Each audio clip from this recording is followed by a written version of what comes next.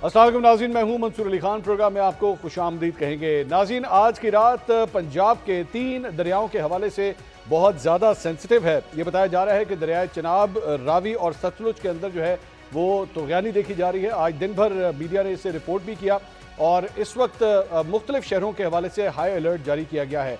8 मुख्तलिफ शहरों के हवाले से अब तक की इतलात के मुताबिक वहाँ पर फौज को भी तलब किया गया है सिविल एडमिनिस्ट्रेशन की मदद के लिए। मौजूदा सूरत हाल क्या है और आने वाले चंद घंटे, आने वाला जो अगला दिन है वो क्या खबर ला सकता है, इसी पे मजीद बात करेंगे। वफाकी वजीर इत्तलात अताउल्लाह तारड़ साहब इस वक्त हमारे साथ मौजूद है। तारड़ साहब, बहुत बहुत शुक्रिया, आपने हमें ज्वाइन किया। इस वक्त तारड़ साहब, ग्राउंड रियलिटी क्या है? Where are we standing right now? देखिए, जो 3 दरिया हैं पंजाब के, जिसमें सतलुज में गड्डा सिंह वाला और थ्रू आउट आगे ओकाड़ा टूवर्ड्स बहावल नगर, गड्डा सिंह वाला में भी कसूर के इलाकों में पानी घरों के अंदर भी गया, वहां पे भी एक हाई फ्लड की सिचुएशन रही। वो आहिस्ता आहिस्ता नॉर्मलाइज हो रही है जो सतलुज के ऊपर है। इसी तरह रावी पे जसर से और उससे आगे शदरा के मकाम पे उसमें भी एक हाई फ्लड की सिचुएशन थी, जो अब उस पर प्रेशर कम हुआ है। ठीक। वो नॉर्मलाइजेशन की तरफ जा रही है आहिस्ता आहिस्ता, मगर लाहौर के कुछ इलाके जो है वो ज़ेरे आब आए हैं।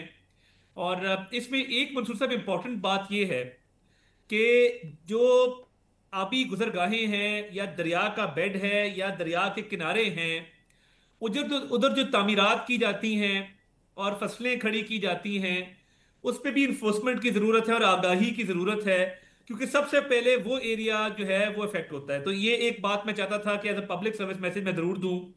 फिर जो आज खतरनाक सूरत हाल पैदा हुई चिनाब दरिया पे, वो खानकी के ऊपर हुई, जहां 10 लाख क्यूसेक जो है वो पानी क्रॉस कर गया।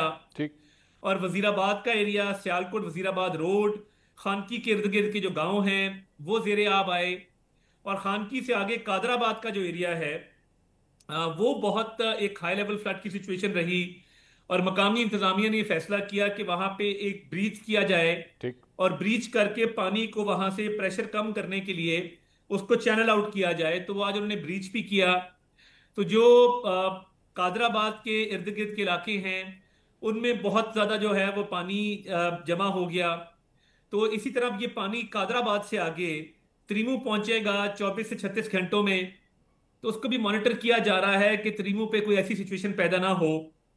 और एनडीएमए मुकम्मल तौर पे राब्ते में है पंजाब डिजास्टर मैनेजमेंट अथॉरिटी के साथ। ठीक। और ना सिर्फ पानी के बहाव के हवाले से, बल्कि जो बारिशों का पैटर्न है मॉनसून रेंज का अगले 24 से 48 घंटों का, वो भी शेयर किया जा रहा है, ताकि पानी का बहाव, उसमें जो दबाव पैदा होगा बारिशों की वजह से, उसको भी फैक्टर इन किया जाए। ठीक। तो एक गैर मामूली सूरत हाल है, जिसमें ये 3 दरियाओं में तुगयानी है। और दो में कुछ थोड़ा सा स्टेबल हुआ है मामला, मगर चिनाब में जो वजीराबाद का इलाका है, खानकी और फिर आगे कादराबाद का, उधर गैर मामूली फ्लोज हैं, जहां से इनखला भी किया जा रहा है। और देखिए, बर वक्त और पेशगी इतला की वजह से लोगों को बड़ा टाइमली वहां से इनखला किया गया। 2 लाख से ऊपर लोगों को रेस्क्यू किया जा चुका है, और अल्लाह का शुक्र है अभी तक कोई जानी नुकसान रिपोर्ट नहीं हुआ। ठीक। तो कैजुअलिटी जो है वो इस वक्त तक 0 पे है। तार साहब, ये आपने मुख्तलिफ दरियाओं के हवाले से अपडेट्स तो हमें दी। अब मैं ज़रा लाहौर स्पेसिफिक में बात करना चाहूँगा, क्योंकि पहली दफ़ा इस बात का खदशा जाहिर किया जा रहा है कि लाहौर में ख़ास तौर पे बैंक्स की आप बात कर रहे थे कि रावी के आसपास कई हाउसिंग सोसाइटीज़ हैं, वो भी जो है वो इस वक्त हाई अलर्ट के ऊपर हैं। इज़ दिस अ फैक्ट कि आप लोगों को लग रहा है कि शायद वो भी आज रात को ब्रीच हो सकता है? देखिए, रावी का जो मामला है वो शदरा के मकाम पे एक खदशा था, उसको मॉनिटर किया जा रहा है। और शादरा में इंपॉर्टेंट ब्रिजेस भी हैं, आबादियां भी हैं। फिर आप डाउन स्ट्रीम जाएं तो टुवर्ड्स चूंग और इन इलाकों में पैरेलल हाउसिंग सोसाइटीज भी हैं। तो उनको हम मॉनिटर कर रहे हैं। रेनफॉल अगर मॉडरेट रही या रेनफॉल कम हुई, ये उस पर डिपेंड करता है कि अगर बारिश कम हुई तो मेरा ख्याल है इंशाल्लाह ताला ये खैरियत से वक्त निकल जाएगा। मगर अगर नौबत आई तो देखिए, रावी को ब्रीच करना आसान नहीं है, ठीक। क्योंकि रावी के ऑल अलोंग लाहौर एक बड़ा गुंजानाबाद शहर है, तो बहुत सारी आबादियां हैं। तो अगर शादरा से पहले इसको ब्रीच किया जाए तो बहुत सारी और आबादियां हैं जो जेरे आब आने का खदशा होता है। ये एक हाईली टेक्निकल और कॉम्प्लेक्स मैटर है। ठीक। और देखिए, ब्रीच करने का फैसला जो इंजीनियर्स होते हैं इरिगेशन डिपार्टमेंट के, या फौज की जो इंजीनियरिंग बटालियन होती है, या जो मौके के अफसरान होते हैं, वो टेक्निकल फैसला करते हैं पानी के बहाव पर डिपेंड करते हुए, आबादी पे डिपेंड करते हुए। तो ये एक टेक्निकल फैसला है जिसको उन्हें देखना होगा। मगर अभी जो लेटेस्ट सूरत हाल है उसके मुताबिक काफ़ी जो है वो दबाव कम हुआ है रावी के ऊपर, और शादरा फिलहाल सेफ है और इसको मॉनिटर किया जा रहा है। अगर कोई खुदा ना खास्ता ऐसी सूरत हाल हुई तो उसकी पेशगी इतला दी जाएगी और उसके अकॉर्डिंगली सिचुएशन को डील किया जाएगा। ठीक है, यानी आप कम से कम इस वक्त जब ये हम लोग वीडियो रिकॉर्ड कर रहे हैं, इस वक्त मेरा आपका ये जो इंटरव्यू हो रहा है, इस वक्त कम से कम लाहौर सेफ है, वी कैन से दैट। जी, लाहौर फिलहाल सेफ है। ठीक। दरिया के किनारों से, रिवर बेड से इनखला कर लिया गया है, लोगों को इवैक्यूएट कर दिया गया है।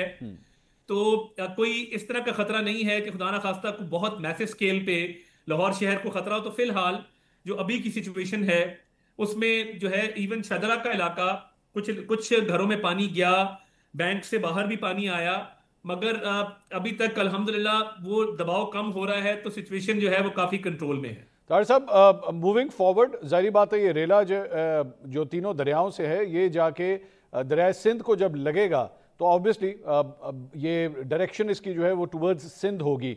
वहाँ के हवाले से अभी क्या हम फोकास कर सकते हैं, प्रिडिक्ट कर सकते हैं कि ये सारा कुछ जब इकट्ठा होगा और दरिया सिंध में जाके लगेगा तो उस वक्त वहाँ पे सिंध के अंदर क्या, या साउथ पंजाब के अंदर क्या सूरत हाल होगी? देखिए, एक तो जो चश्मा और कालाबाग, वहां पे कोई खास दबाव अभी नहीं है। तो वो आगे जाके जब वो दरियाए सिंध आगे मिलता है सिंध के अंदर, तो फिलहाल वहां पे सिचुएशन नॉर्मल है। ठीक। और जो दरियाए सिंध के कैचमेंट एरियाज हैं वहां पर भी खास दबाव नहीं है। ठीक। एक सूरत हाल जो मॉनिटर करनी होगी कि जब त्रिमू ये पानी पहुंचेगा कादराबाद से, तो उसका बहाव कितना होता है, बारिश कितनी होती है, और त्रिमू से पहले क्या इंतजाम किया जाता है, और वहां से आगे दरियाए सिंध के अंदर जब जाता है तो वहां पे क्या सूरत हाल होगी। फिलहाल दरियाए सिंध में पानी का बहाव जो है वो बहुत ऊंचे दर्जे का सैलाब वहां पे नहीं है। तो जो मालूमात इस वक्त तक हमारे पास अवेलेबल हैं, तो पीछे से जो पानी आ रहा है दरियाए सिंध जो है और सिंध के जो इलाके हैं उन पर खास दबाव और बहुत कुछ शदीद खतरे का इम्कान अभी तक नहीं लग रहा।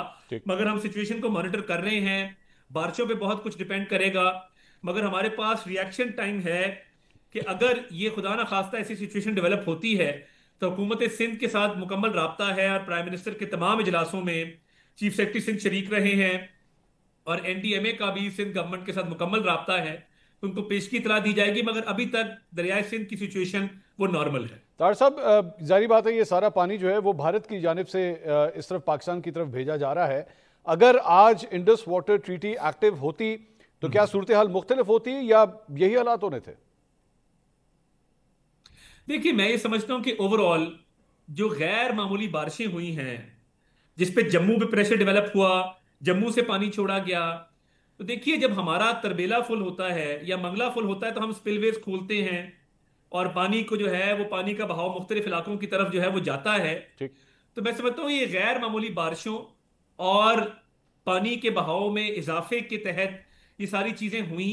मुझे लगता है कि ये एक रीजनल इशू है जिसमें पूरे खित्ते पे दबाव रहा है, क्लाउड बर्स्ट का, extraordinary torrential monsoon rains का, जिसकी वजह से ये सूरत हाल पैदा हुई है और ये पूरे रीजन में हुई है।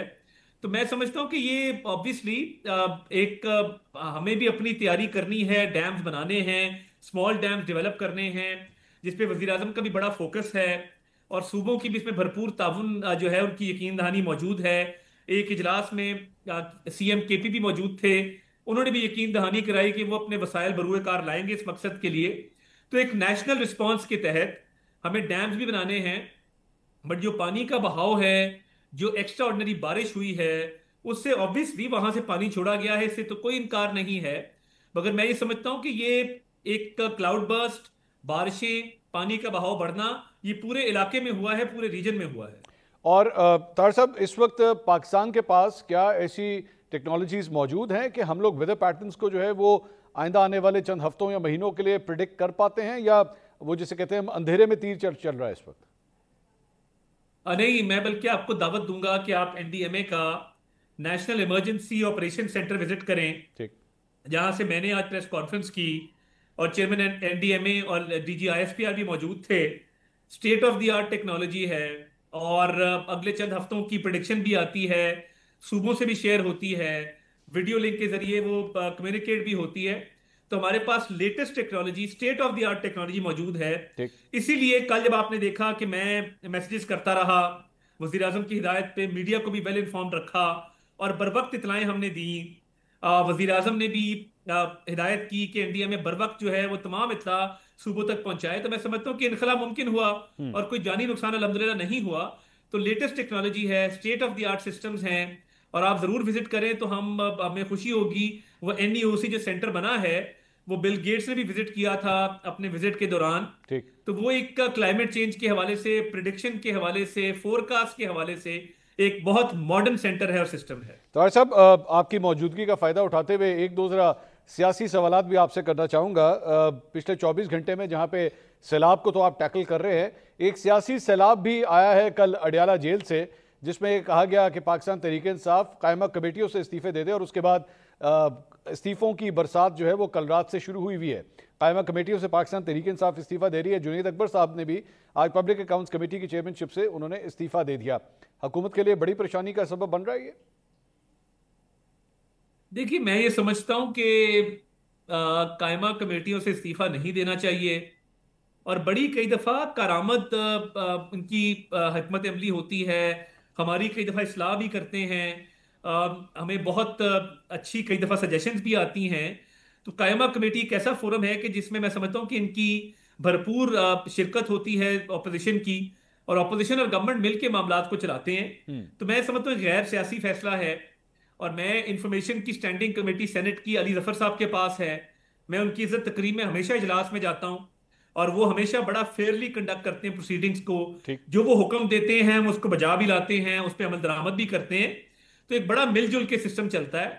तो मैं समझता हूँ कि हाउस में, कमेटीज में इनकी शिरकत रहनी चाहिए थी। ये गैर सियासी फैसला है, इससे इनका अपना नुकसान होगा और मैं समझता हूँ कि इनकी इनपुट रहती तो बहुत अच्छा रहता कि हुकूमत और अपोजिशन मिल के सिस्टम को चलाते। मगर अगर ये शरीक नहीं होना चाहते तो वो मेंबरशिप कहीं और चली जाएगी और ये उससे महरूम हो जाएंगे। तो मैं नहीं समझता कि इसका दबाव होगा। हाँ, मेरी ख्वाहिश जरूर है बतौर पॉलिटिकल वर्कर के कि इसमें शरीक रहें और भरपूर शिरकत उसके अंदर करें। लेकिन साथ ही साथ अरशद साहब, उन्होंने जो ज़िमनी इंतखाबात होने हैं उन सीट्स पे जहाँ से इनके मुख्तलिफ MNAs और MPAs जो हैं वो नाअहल हुए, ज़िमनी इंतखाबात के बाइकआउट का भी कल रात को जो है वो फैसला कर लिया गया है पाकिस्तान तहरीक-ए-इंसाफ की जानिब से। तो जो ज़िमनी इंतखाबात होंगे, आपके ख्याल में उसकी क्रेडिबिलिटी के ऊपर सवाल नहीं उठेगा अगर पाकिस्तान तहरीक-ए-इंसाफ मुकाबले में नहीं होगी? देखिए, मैं आपको याद होगा कि एक ऐसा मौका आया था जब PMLN ने इलेक्शन के बॉयकॉट का फैसला ऑलमोस्ट कर लिया और मोहतरमा बेनज़ीर भुट्टो साहिबा ने, उस वक्त हमारा एक अलायंस था, उन्होंने हमें कन्विंस किया कि ये गैर सियासी फैसला है, ये काम नहीं करना चाहिए। और माजी में पीपल्स पार्टी ने भी जब बॉयकॉट कभी किया तो वो जब नजरसानी करते हैं तो उसको एक गलत फैसले के तौर पे देखते हैं। ठीक। तो मैं समझता हूं कि ये गैर सियासी फैसला है। पॉलिटिक्स में कभी, मंसूर साहब, स्पेस कंसीड नहीं की जाती। Politics is the art of possibilities और पॉलिटिक्स में स्पेस कंसीड करने से आपका अपना नुकसान होता है। और स्पेशली देखिए, हर इलेक्शन में धड़ेबाजी होती है, आपके धड़े होते हैं, आपके सियासी वर्कर होते हैं, उनको पॉलिटिकल स्पेस मिलती है, ठीक। पॉलिटिकल एक्टिविटी जनरेट होती है, आप अपना मंशूर लोगों के पास लेके जाते हैं। तो बॉयकॉट से आपका अपना नुकसान है और एक गैर सियासी सोच का नतीजा है। देखिए, हमने मुश्किल तरीन ऑपोजिशन के वक्त में इलेक्शन लड़े, मैं हर जगह खुद मौजूद होता था और मैं समझता हूं कि मुझे बड़ी पॉलिटिकल स्पेस मिली। तो ये तो बड़ा गैर सियासी रवैया है कि बॉयकॉट कर देना it's the easy way out. इसमें तरीके इंसाफ का सियासी नुकसान होगा और हो सकता है नाकाबिल तलाफी नुकसान हो इन हलकों के अंदर। बहुत बहुत शुक्रिया।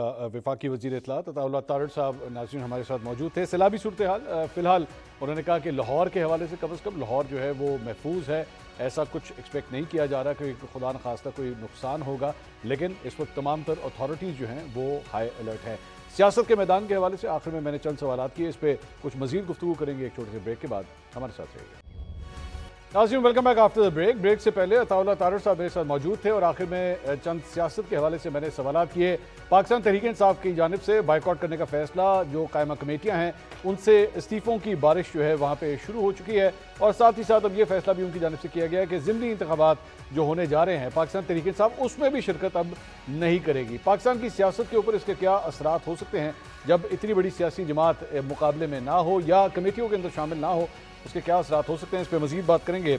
हमारे साथ मौजूद हैं पाकिस्तान तहरीक इंसाफ के रहनुमा शौकत बसरा साहब, हमें ज्वाइन कर रहे हैं सीनियर तजज़ियाकार एंकर पर्सन नसरुल्लाह मलिक साहब और मुस्लिम लीग नून के रहनुमा राना एहसान अफजल साहब, जो खुद भी ज़िमनी इलेक्शन लड़ने का इरादा रखते हैं। उनसे भी इस मामले के ऊपर बात करेंगे। मैं सबसे पहले शौकत बसरा साहब आपसे आगाज़ करना चाहूँगा। तारड़ साहब अभी हमारे साथ मौजूद थे, उन्होंने कहा यह बड़ा गलत फैसला है। जिन जिन सियासी जमातों ने माजी में जब भी बाइकआउट करने का फैसला किया सियासी तौर पर उसका नुकसान हुआ।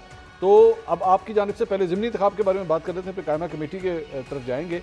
ज़िमनी इंतखाब का बाइकआउट क्यों? मंसूर भाई, सवाल का जवाब देने से पहले जो सैलाबी सूरत हाल है इस वक्त पंजाब में, अल्लाह ताला अपना फजल करे, करम करे। बहुत ही इस वक्त हंगामी सूरत हाल है। और लेकिन मैं यहाँ पे एक बात ऐसी कहना चाहता हूँ कि तरजीहात आप ये देखें कि हमारा जो इंतज़ामी सरबराह सूबे का चीफ सेक्रेटरी पंजाब और हमारी, बेशक चलें आपको मुसल्लत कर दिया गया, फॉर्म 47 लेकर वज़ीर आला बन गई मरियम बीबी, वो सियासी सरबराह और वो संजीदगी का आलम यह है कि आपका NDMA भी मौजूद है, PDMA भी मौजूद है, इदारे मौजूद हैं, वार्निंग्स हर जगह पे हैं कि सलाब इतने बड़े।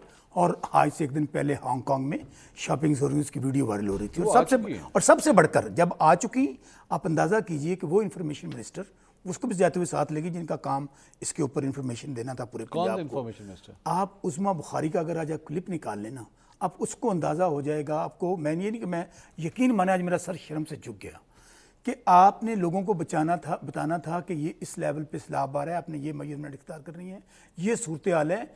वो बैठ के अपनी सो कॉल्ड वजीर आला के कपड़ों को डिफेंड कर रही हैं और सबसे बढ़कर जो उन्होंने जुबान इस्तेमाल की है वो एक और बात है, लेकिन उन्होंने काबिल मुजम्मत है कि मेरे पास अल्फाज नहीं है। उन्होंने फ्लड पे बात की थी, फ्लड मेरी बात फ्लड के ऊपर पूरी उन्होंने ब्रीफिंग दी थी। क्या ब्रीफिंग दी है? ब्रीफिंग ये दी है कि आप एक दिन पहले आपको जब पता हो कि क्या आपका क्या ख्याल है, आज शादरा का दौरा भी किया। आपका वैसे क्या ख्याल है मंसूर भाई, ये जो सैलाब हैं या जो सूरत हाल है, ये तो आज से तकरीबन मेरे ख्याल में 2 महीने पहले से वार्निंग्स हैं कि किस सूबे में कहाँ पानी का कहाँ। ये तो भारत ने भी तो छोड़ा ना, ये टॉपिक छोड़ना है उन्होंने। पहले तो आपका पानी देखना, जब उनको क्या है, भारत ने तो जब आपकी ज़मीनें खुश्क करनी है आपको वो आपका पानी बंद कर रहा है, जब आपको उन्होंने फ्लड में करना है वो आपका पानी खोल रहा है। वो तो बदतरीन दुश्मन की तरफ हम अपने दुश्मन क्यों बने? अच्छा, जहाँ ज़िमनी कौन से मंसूर भाई, कौन सी सियासत, कौन सी असम्बलियाँ, ये तो शायद बहुत पहले हो जाना था। हमने जब हमारी 2/3 मेजॉरिटी छीन ली गई, हमारी फुल सुप्रीम कोर्ट को फुल बेंच ने हमें फैसला दिया, इसके बावजूद वो सीटें जो हमें मिल चुकी थी बाकी छीन ली इन्होंने, वो हमें नहीं दी गई। और फिर सबसे बढ़कर ये हुआ कि रिकाउंटिंग में हमारे MNAs MPs हरा दिए गए। और उससे अगर सब्र नहीं आया तो फिर सो कॉल्ड जो 9 मई का एक बात में छुपते हैं, 9 मई। लेकिन आपकी कोर कमेटी तो इस हक में थी कि ज़िमनी इंतखाबात लड़ने नहीं सर, नहीं, मैं आपको बता देता हूँ। हाँ। उसमें फिर क्या किया, और ये तारीख का एक बदतरीन एक रोशन बाब है कि लीडर ऑफ द अपोजिशन जो इन वेटिंग प्राइम मिनिस्टर होता है कौमी असम्बली में, उमर अयूब साहब, leader of the opposition in waiting जो चीफ मिनिस्टर चेयरमैन सेनेट होता है शिबली फराज साहब, अपोजिशन लीडर पंजाब असम्बली जो इन वेटिंग चीफ मिनिस्टर होता है पंजाब असम्बली में, आपने उनको ना waiting chief minister, in waiting chief minister जाहिर है अपोजिशन लीडर जो होता है। इसलिए मैं आपकी अपनी एक आइडियोलॉजी है ना कि इन वेटिंग होता है। नहीं, इन वेटिंग इसलिए होता है कि अपोजिशन लीडर जो होता है, कल को PTI जीतेगी तो आपके ख्याल में उमर अयूब साहब प्राइम मिनिस्टर होंगे, इमरान खान साहब होंगे, उमर अयूब साहब होंगे? की बात कर रहा हूँ। आप यहाँ पे शख्सियत की बात नहीं हो रही, ऑफिस की बात हो रही है। अब आप मुझे ये बताइए मंसूर भाई, अगर वो उनको नाअहल करके फारिग किया जा रहा है, वो MNA MPA जिनको नेशनल असम्बली के अंदर जाके आप वहाँ से अगवा कर लेते हैं, उनको जेलों में बंद कर देते हैं, तो ये तो हमने बहुत पहले करना था कि हमने इस जाली और फ्रॉड सिस्टम को मौका दिया कि चीजें बेहतर हो जाए। आप तो ये काफी टाइम हो गया आपके प्रोग्राम के लिए, खबर के लिए भी, अभी तो आप कह रहे हैं ना कि हम लोग कायमा कमेटियों से निकल गए हैं और फ्रॉड इलेक्शन को एंडोर्स क्यों नहीं कर रहे। अब वो वक्त बहुत नजदीक है कि जब हम इस फ्रॉड और जाली असम्बलियों को छोड़ देंगे। मलिक साहब, ये आप सारी गुफ्तगू सुन रहे हैं सर, ये तो बिल्कुल ही नाराज हो गए हैं, अब तो ये बिल्कुल ही मतलब बाहर का रास्ता ढूंढ लिया इन्होंने। मेरे ख्याल में इनको कोई और ऑप्शन नज़र नहीं आ रही। जब बंदा पैनिक होता है फिर इस किस्म के फैसले करता है। लेकिन इससे पहले भी ये फैसला कर चुके हैं मेरे ख्याल में। अब देखें ना, इनके जितने फैसले हैं पाकिस्तान तहरीक इंसाफ के, वो सियासी फैसले छोड़ दी थी मंसूर सियासी भाई। फैसले नहीं ये तो जाल और दूसरी बात ये ये कौन है, से फैसले सियासी नहीं है? मेरे ख्याल में ये कोई इनकलाबी किस्म के फैसले हो सकते हैं जो सियासी जमात सियासी जमात हमेशा सियासी मैदान में रहना पसंद करती है। ये जो तारीख शौकत बसर साहब, मैं बड़ा तय करके आता हूँ कि मेरे भाई हैं, मैंने आज इनके खिलाफ बात नहीं करनी पड़ जाती मुझे। करें खुल के करें। मसला ये है कि ये तारीख को ना हम मसख कर देते हैं। यानी जिस असम्बलियों को आप कहते हैं कि ठीक है आप ज्यादती, बिल्कुल आपके साथ ज्यादती हुई, कहीं आप जीते होंगे, आपको हरवा दिया गया होगा, इसी सेनेट के अंदर आपने जनाब वोट ज़्यादा थे यूसुफ गिलानी साहब के, और आप धमाल चौकड़ी मार के आप सेनेट की सीट चेयरमैनशिप ले गए थे। यही हुआ था ना। क्या पीपल्स पार्टी और PMLN उसके बाद असम्बली से निकल गई थी? सही। 2018 में इसी तरीके से आपने इलेक्शन छीन लिया था उनसे, क्या वो असम्बली से निकल गए? KP से अभी सेनेट के सेनेटर्स इलेक्ट करवा के वहाँ भेजे भी हैं। मैं वही अर्ज कर रहा हूँ। देखिए आप एक सोच बना लें, और जिस सैलाब का अभी जिक्र कर रहे थे, मैं अभी ऐसे सोचना शुरू हो गया, मुझे याद आ गया 22 जनवरी 2022 प्राइम मिनिस्टर इमरान खान साहब इसी रावी नाले के नहर के ऊपर, रावी दरिया के ऊपर खड़े होकर क्या ऐलान कर रहे थे? रूडा कमाल, मीडिया मेरा साथ दे, हाई कोर्ट को भी समझ आ जाए, हम इस रावी के किनारे एक ऐसा शहर आबाद करने जा रहे हैं, क्योंकि ये अब नाले का रूप धार चुका है, इसमें कभी पानी जब हमें समझ आ गया हमने नहीं किया, समझ नहीं आया। उन्होंने भी आपको नहीं काटा। उन्होंने कहा कि यहाँ पानी अब दोबारा कभी आना ही नहीं है। कभी आपको ये नहीं पता चलता कि इस मुल्क में LNG के क्राइसिस आ जाना है, उसके बाद आप कहते हैं अच्छा जी हमें तो बाद में पता चल गया। इसकी इतनी उन्होंने तारीफें की, हत्ता कि मीडिया से अपील की कि हाई कोर्ट के ऊपर दबाव आप डालें। इनकी वीडियो है, आप मौजूद देखें, उसमें कहा कि आप हाई कोर्ट के ऊपर दबाव डालें ताकि लोगों को ये एक जदीद तरीन शहर मिले। भाई ये प्रॉपर्टी माफिया इन्हीं सियासतदानों को चलाता रहा है। ये जो सारी कॉलोनियाँ बन जाती हैं, हाउसिंग स्कीमें बनती हैं, अब आज रावी के किनारे जिन लोग स्कीमों का हम जिक्र कर रहे हैं, ये इनके दौर में भी बनी हुई है, माजी के दौर में बनी है, आज भी बन रही है। तो ये जो हमारे यहाँ मंशूर में लिखा जाता है ना, मैं कई दफ़ा एक बात कहता हूँ कि आप मंशूर में हर सियासी जमात इंक्लूडिंग PTI ये लिखा हुआ है कि हर किस्म की आमदन पर टैक्स लगाया जाएगा। मंशूर क्या तक है। इसी तरीके से मौसमियाती तब्दीली के हवाले से हम बेहतरीन काम करेंगे, रिसर्च करेंगे, हम इस पे काम करेंगे, हर मंशूर में शामिल है, लेकिन ये कॉपी पेस्ट, इसके अलावा और कुछ नहीं है। इसलिए मुजरम सिर्फ आज की हुकूमत नहीं आप समझ रहे हैं इसका ये गलत फैसला है पाकिस्तान तहरीक इंसाफ का बॉयकॉट? मेरे ख्याल में तहरीक इंसाफ का इतना गलत फैसला, उसकी वजह एक मैं थोड़ी सी आपसे अर्ज कर दूं, खान साहब को बड़ा गुस्सा आया हुआ है। वो कहते हैं जेल मैं बैठा, क्या मैं कमेटियों के चेयरमैन बन के ये घूम रहे हैं, गाड़ियाँ ये चला रहे हैं, याशियाँ ये कर रहे हैं, अपोजिशन लीडर गाड़ी में घूमता है, इसलिए खान साहब को ये सूट ही नहीं करता कि ये जो जेल से बाहर हैं ये गाड़ियाँ इस्तेमाल करें। तो गाड़ियाँ तो फिर वो KP की कैबिनेट भी तो इस्तेमाल कर रही है। उनको उधर भी गुस्सा बड़ा है कि दफ़ा होकर चाहते हैं। देखें ना, आज आप तसव्वुर कीजिए कि इमरान खान साहब, उनकी सज़ा गलत है सही है, ये मैं और आप फैसला नहीं कर सकते।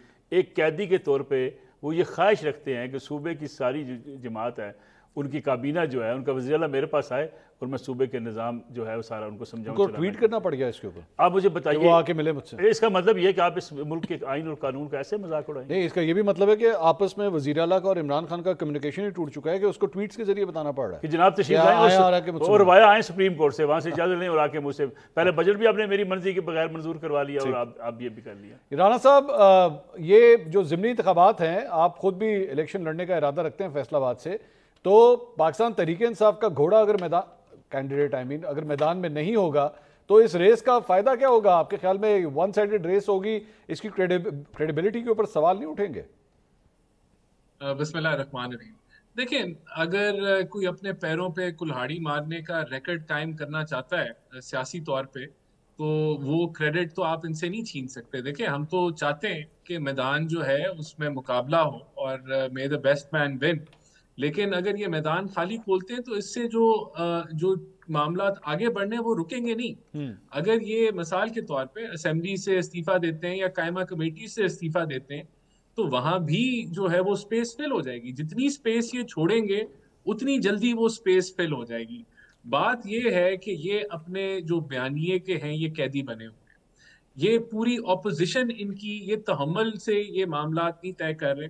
अगर यही जो है ये खामोशी से जब इनकी हुकूमत नो कॉन्फिडेंस के जरिए हटाई गई थी, अगर ये अच्छे तरीके से अपनी ऑपोजिशन करते, ना वो जो है साइफर का बयानिया बनाते, ना वो बयानिया बनाते कि खान नहीं तो पाकिस्तान नहीं, ना ये 9 मई करते, तो आज ये बिल्कुल किसी और जगह पे पहुंचे होते। इनको कुछ नहीं करना था, ठीक। इनको सिर्फ तहम्मुल का मुजाहरा करना था। आज भी मैं समझता हूँ जिस तरह नसरुल्लाह साहब ने कहा कि पैनिक में डिसीजन की गई है। अब वो आदमी जो है, जो खान साहब है, वो जेल में बैठे हैं, कोई मुशावरत नहीं, कोई सियासी नहीं गुफ्तगू राणा साहब, नहीं। लेकिन एक चीज़ का डिफरेंस है ना सर, इन्होंने माजी में भी जब इस्तीफे दिए थे, जब इन्होंने अपनी असेंबलियां भी तोड़ी थी, जाहिर बात है एक सेगमेंट ऑफ सोसाइटी की राय थी कि सही किया, एक की राय थी कि नहीं किया।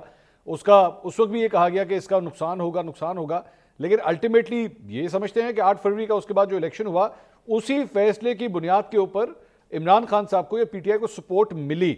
यहां पे भी यही सवाल है कि ठीक है, इनकी भी राय ये है, मलिक साहब की भी, आपकी भी राय है कि ये गलत फैसला है, लेकिन इसके जो सियासी फवायद हैं वो ये समझते हैं कि नहीं, उनके इसका फायदा होगा। उनका वोटर जो है जब नहीं जाएगा, बाइकआउट करेगा, जाके वोट नहीं डालेगा, वोटर टर्नआउट जो है वो 10, 15, 20, 25% के ऊपर जब आएगा, उंगलियां आप लोगों के ऊपर उठेंगी कि आप जीते तो हैं लेकिन बगैर मुकाबले के जीते हैं और इसकी क्रेडिबिलिटी कोई नहीं है।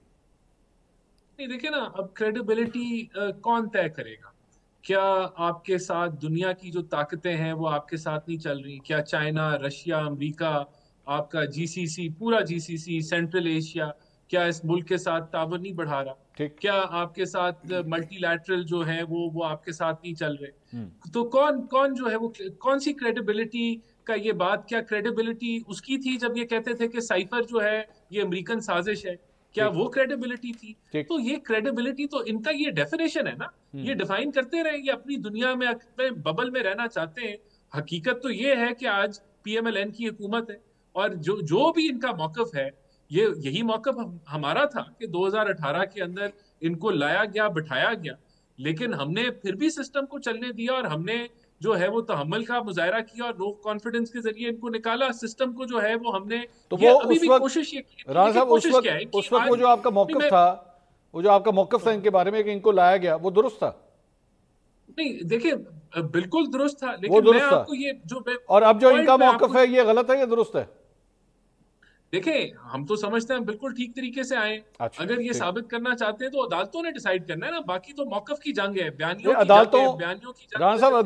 अदालतों से तो आपके मौकफ की भी कोई तायीद नहीं हुई थी। किसी ने ये नहीं कहा था कि 2018 का इलेक्शन जो है वो धांधली ज़दा था या उनको कोई लेकर आया। किसी कोर्ट ऑफ लॉ ने आपके हक में ये फैसला नहीं दिया था। तो मंसूर साहब, हमारा मौकफ ही है ना वो, तो वो मौकफ अच्छा, पे हम मौकफ खड़े, जो मर्जी बना ये भी लें, खड़े रहे अपने। मौकफ यानी जो मर्जी बना लें, चाहे उस पर नहीं, लीगल स्टैंप लगे नहीं, या ना लगे।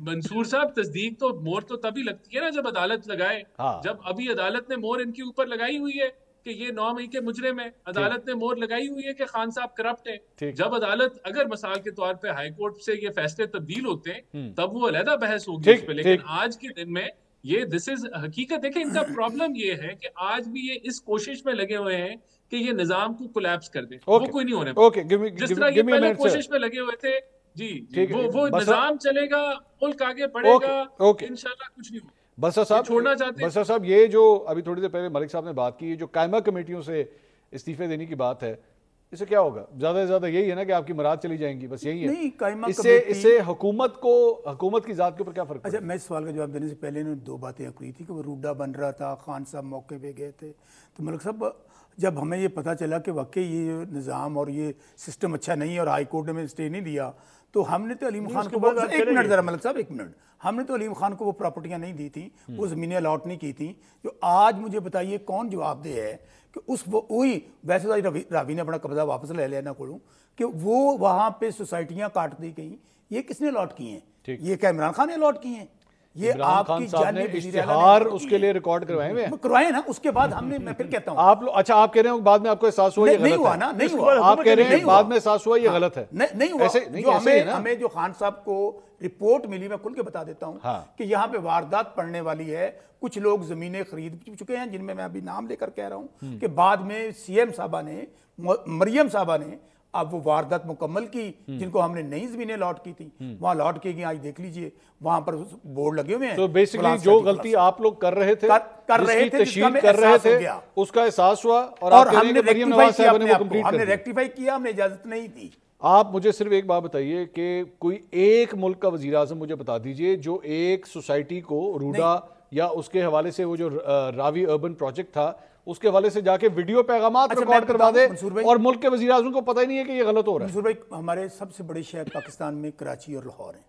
कुछ प्रोजेक्ट्स ऐसे होते हैं जो पाकिस्तान की, आपकी उस मुल्क की, उस सूबे की, उस इलाके के लोगों की तकदीर बदलते हैं। और इसमें कोई शक्को शुबा नहीं है कि आज लाहौर आप देखें कितना ओवर क्राउडेड हो गया है। आपको एक बाहर शहर बसाने की जरूरत है मुकम्मल प्लानिंग के साथ। उस वक्त भी खान साहब को गलत ब्रीफिंग दे दी, उस वक्त पता भी नहीं था मैं नहीं कहता हूं, उस वक्त भी ये था कि बाहर हमें अब ये शहर बसाना चाहिए। बहुत लंबा टॉपिक हो गया, लेकिन जब पता चला वारदातें पड़ रही हैं, यहाँ पर माफिया चल रहे हैं। कितनी देर बाद पता लगा?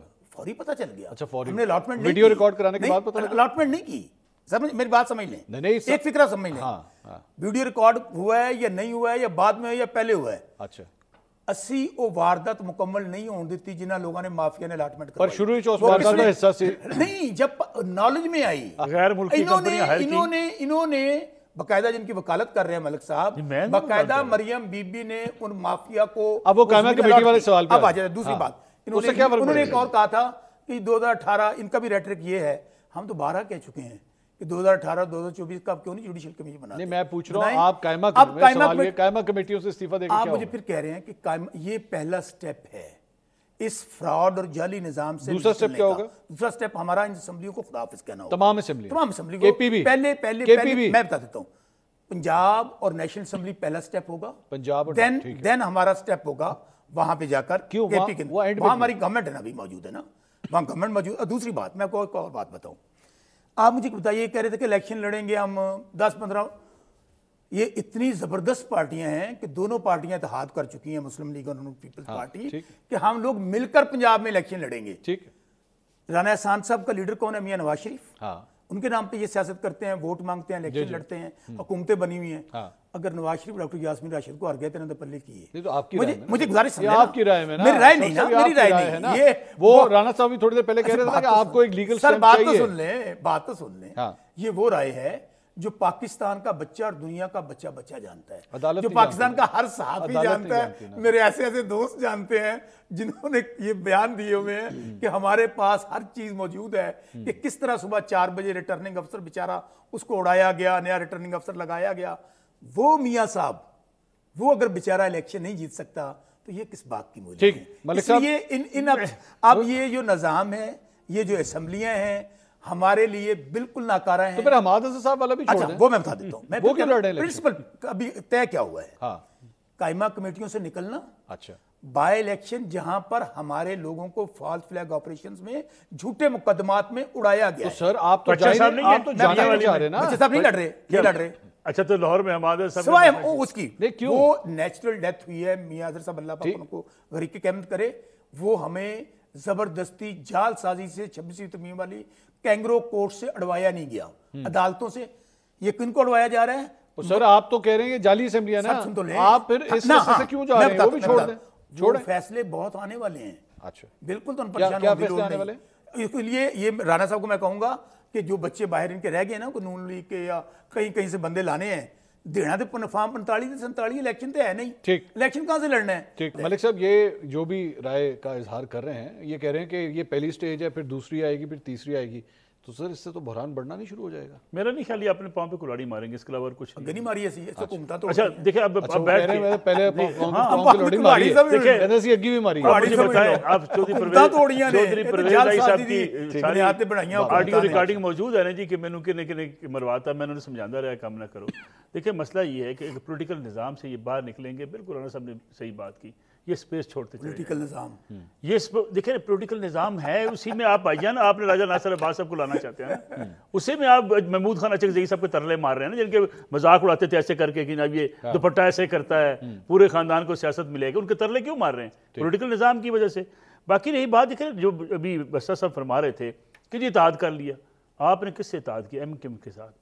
क्या कुछ नहीं किया एमक्यूएम के खिलाफ, आपने कैंपेन चलाई और कहा मैं आखिरी शख्स हूंगा इमरान खान। वो वाली इलेक्शन की बात कर रहा हूं भाईजान, सर सुन लें, इलेक्शन सीट एडजस्टमेंट तो एक सुना दे, मैं उनको सुनाता हूं। भी सर मैं हर चीज बताता हूं, काफ लीग के साथ इत्तेहाद किया, सीटें उनके लिए खाली की, हत्ता के शाह मुल्क कुशी साहब पार्टी के वाइस चेयरमैन बल्ले के इंतखाबी निशान पे और सिंध में आज़ाद हैसियत से इमरान खान साहब की, पीर पगाड़ा साहब की और बाकी सारे कायदान की तस्वीर लगा के इलेक्शन लड़े। क्या था वो? इत्तेहाद नहीं था। यानी मसला ये है, गुजारिश ये है कि असल में पता पीटीआई के पास ना, असल अगर उनके पास कोई बयानियाँ हो ना हो, उनके पास ये बयानिया बड़ा शानदार है कि सारी दुनिया काफर है। असल मिलाया सी नाल उदू बहुत ज़रूर सी, आज किसी ज़रूरत नहीं है।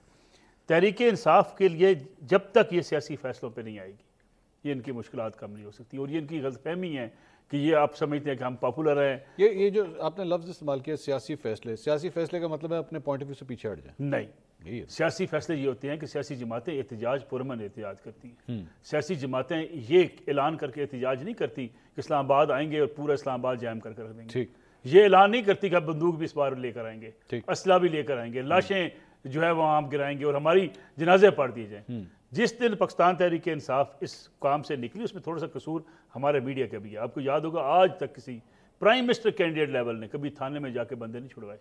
इमरान खान साहब थाने बंदे छुड़वाने पहुंच गए थे। धरने के दौरान जो लोग गिरफ्तार हुए, खान साहब थाने में हवालात में जाके पुलिस वालों से लड़ के बंदे छुड़वा के लेकर आए थे। हमने इसको ग्लैमराइज किया, जी खान के ना दलेर है, थाने चला गया।